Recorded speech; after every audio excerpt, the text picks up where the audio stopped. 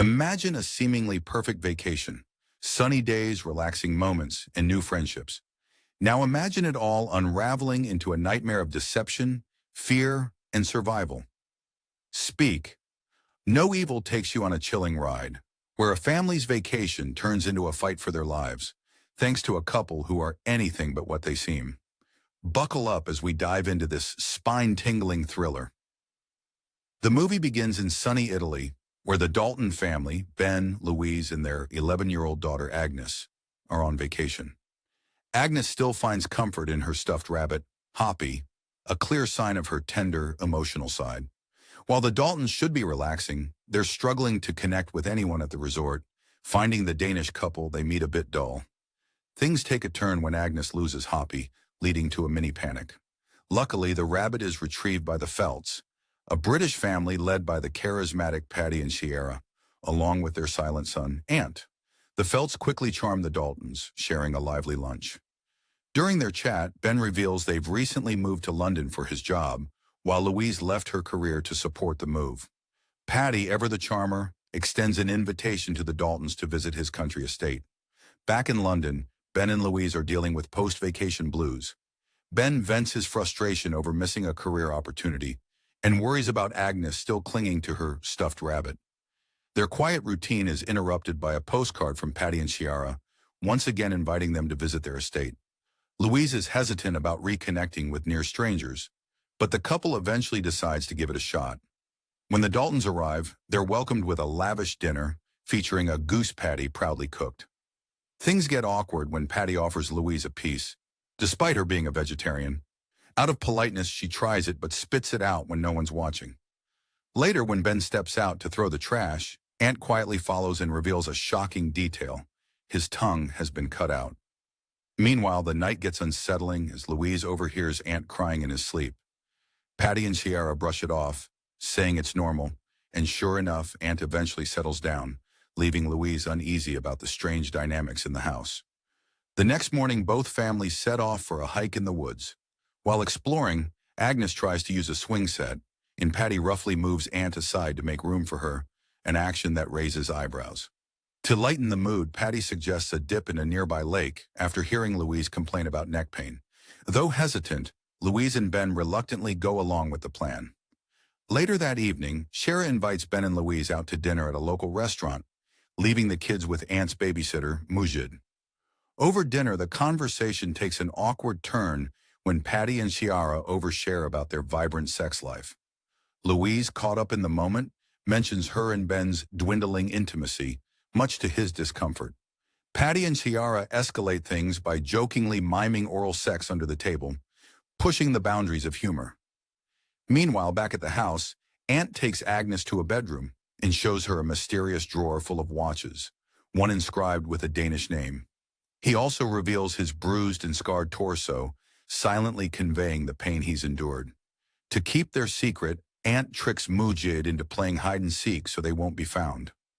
Back at the estate, as Ben and Louise settle in for the night, tensions flare over Louise's dinner confession, but they manage to reconcile.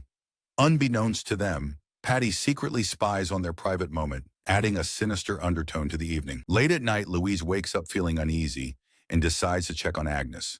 To her horror, she finds the kids' room empty.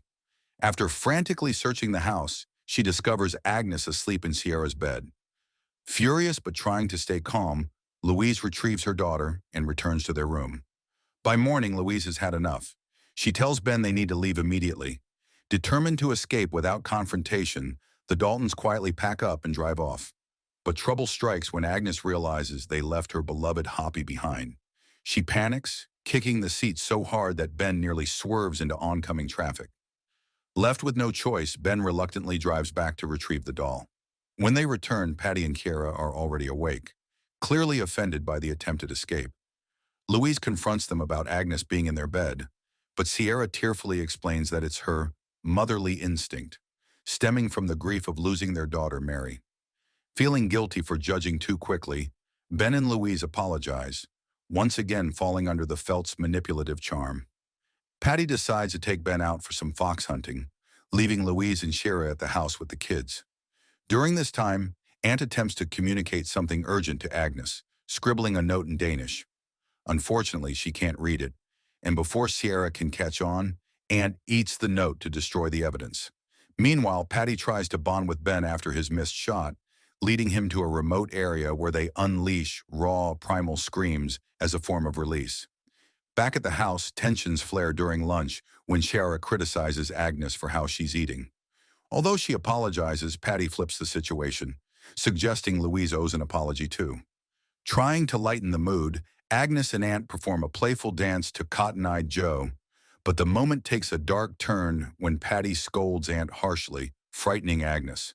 When Patty naps later, Ant seizes the chance to swipe his keys. He leads Agnes to a hidden basement in the barn, where a horrifying truth is revealed. Inside, Ant shows Agnes a sinister scrapbook filled with photos of previous families that Patty and Sierra have hosted.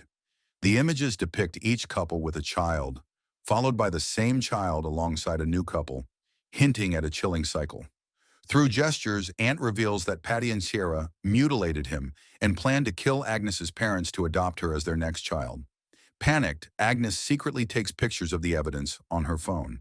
As Agnes tries to bring the photos to Louise, Patty wakes up and notices something amiss.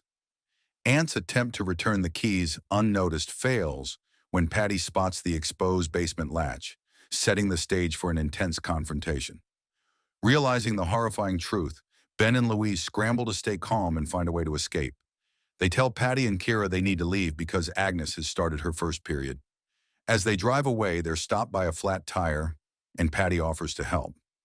Just as they're about to leave again, Agnes notices Hoppy is missing. Patty points out the doll in the gutters, and Ben climbs a ladder to retrieve it, only to find it shredded. Despite her distress, Agnes insists they leave immediately. As they approach the gate, they try to get Ant to unlock it, but Patty steps in with his keys. While driving away, Agnes sees Patty violently throwing Ant into the lake. Ben rushes to save the boy while Louise tries to escape with Agnes, but Patty closes the gate, trapping them. Although Ben rescues Ant, the situation escalates as Patty and Kira hold Louise and Agnes at gunpoint.